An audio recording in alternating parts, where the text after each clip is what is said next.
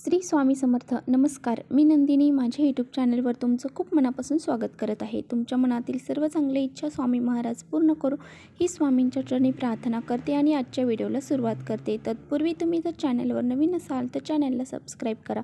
त्याचबरोबर शेजारचं जे bell आयकॉनचं button आहे ते प्रेस करा, जेणेकरून मी जेव्हा नवीन व्हिडिओ अपलोड करेन त्याचं नोटिफिकेशन तुम्हाला मिळेल आणि तुम्ही एकही व्हिडिओ मिस करणार नाही. तर चला करूया व्हिडिओला सुरुवात. तर पहा, उद्या आहे शनिवार आणि हा कार्तिक महिन्यातील शनिवार आहे. तर पहा, तुम्ही कोणत्याही शनिवारी हा उपाय करू शकता. 7 रुईच्या पानांचा हा उपाय आपल्याला करायचा आहे.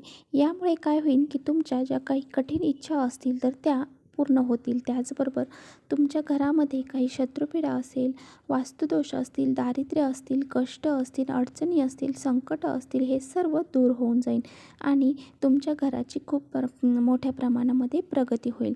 तर हा अत्यंत प्रभावशाली उपाय आहे, तर तो आपल्याला उद्या शनिवारी करायचा आहे. तर पहा, आपल्या हिंदू धर्मामध्ये कोणत्या ना कोणता वार हा कोणत्या ना कोणत्या देवांसाठी समर्पित असतो. तसंच उद्या जो शनिवार आहे तर तो शनिवार जो आहे तो हनुमानांना समर्पित आहे. त्याचबरोबर तो शनिदेवांना देखील समर्पित आहे.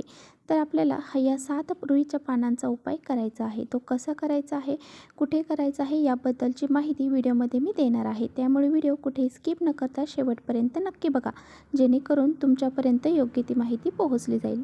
आपल्या सर्वांना माहीत आहे की रुईच्या पानं ही आपण हनुमानरायांना त्याचबरोबर शनिदेवांना सुद्धा हार घालून त्यांना अर्पण करत असतो. बघा, आपल्याला 7 रुईची पानं घ्यायची आहेत. तुम्हाला ह्या 7 रुईच्या पानांचा कसा उपाय करायचा आहे ते मी तुम्हाला सांगणार आहे.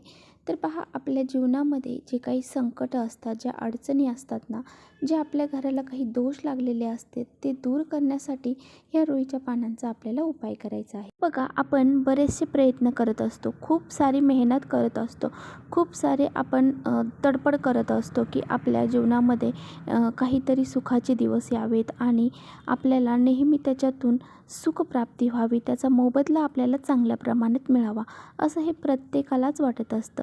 तर आपण जे काही प्रयत्न करतो ना, त्या प्रयत्नांना पहा, नशिबाची साथसुद्धा मिळणं खूप गरजेचं असतं.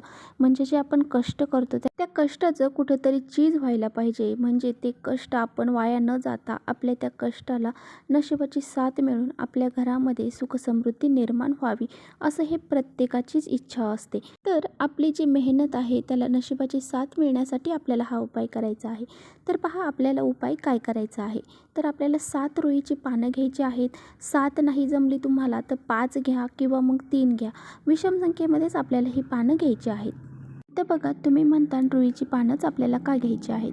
तर रुईच्या पानामध्ये असे काही तत्व असतात तर ते तत्व आपल्या घरामध्ये मिसळतात आणि त्यामुळे आपल्या घरामध्ये पहा सकारात्मक ऊर्जा निर्माण होते. तर हनुमंतांना पहा रुईची पानं का अर्पण केले जातात. तर पहा, त्यांची आई जी आहे तर त्या आईची स्मृती राहावी त्यासाठी ते आपल्या गळ्यामध्ये ही रुईची पानं घालत असायची आणि आपल्या पुढच्या पिढीमध्ये सुद्धा पहा असंच आपण करत चाललो आहोत की हनुमंतांना त्यांच्या गळ्यामध्ये ही रुईची पानं घालत चाललेलो आहोत. मग हे जर आपण हनुमंतांना घातलं तर मग आपल्याला हनुमंतराय प्रसन्न होतात आणि आपली जी काही इच्छा आहेत तर त्या पूर्ण करतात. हनुमंत जे आहेत तर ते भगवान शिवशंकरांचंच एक रूप मानलं जातं आणि भगवान शिवशंकरांचे ते 11वा रुद्र म्हणून ओळखले जातात. त्यामुळेच पहा, हनुमंतरायांना 11 रुईच्या पानांची माळ घालण्याचं तत्व निर्माण झाले. तर पहा, यामुळेच आपण 11 पानांची माळ, रुईच्या पानांची माळ हनुमंतांना अर्पण करत असतो, त्यांच्या गळ्यामध्ये घालत असतो. त्यामुळे आपले जे काही अडचणी आहेत, संकट आहेत तर ते हनुमंतराय दूर करतात आणि आपल्या घराची प्रगती होण्यास मदत होते. तर पहा, आता आपल्याला 7 रुईची पानं घ्यायची आहेत. तुमची इच्छा, तुम्ही 7 घेऊ शकता, 5 घेऊ शकता, 3 घेऊ शकता, 11 घेऊ शकता, 9 घेऊ शकता.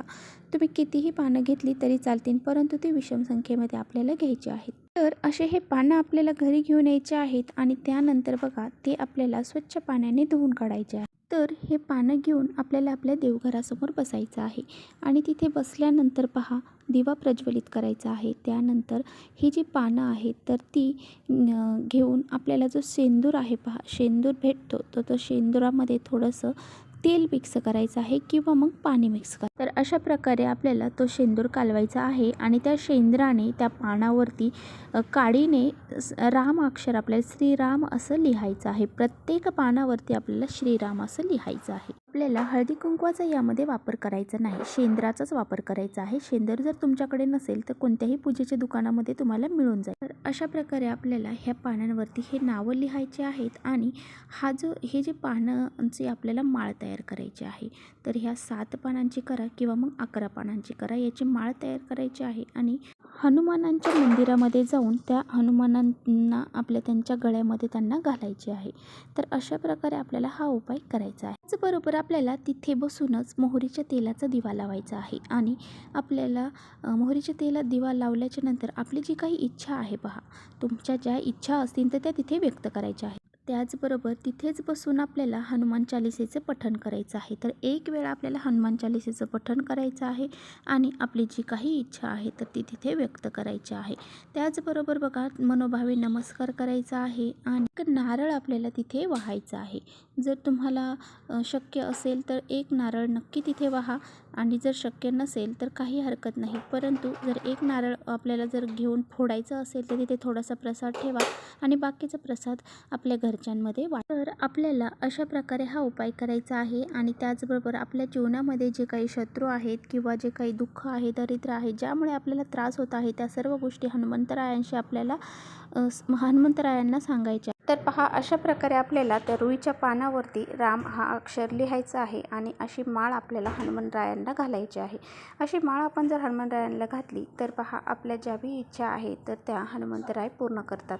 म्हणजे आपण कोणतीही इच्छा असू द्या, आपल्याला शत्रुबाधा आहे किंवा मग नजरदोष आहे, कोणत्याही संकट आहेत, अडचणी आहेत, हे सर्व नष्ट होऊन जातात आणि आपल्या जीवनामध्ये कोणती अडचणींना आपल्याला सामोरे जावे लागत नाही किंवा कोणतेही संकट असतील तर ते दूर होऊन जातात. असा हा प्रभावशाली उपाय उद्या आपल्याला शनिवारच्या दिवशी करायचा आहे. सकाळपासून संध्याकाळपर्यंत दिवसभरामध्ये कधीही तुम्ही हा उपाय करू शकता. अगदी रात्रीपर्यंत सुद्धा तुम्ही हा उपाय करू शकता. तर चला, इथेच करते व्हिडिओचा एंड. व्हिडिओ आवडला असेल तर नक्की लाईक करा. चॅनलवर नवीन असाल तर चॅनलला सबस्क्राईब करा. परत भेटूया अशा छानशा व्हिडिओसोबत. तोपर्यंत श्री स्वामी समर्थ.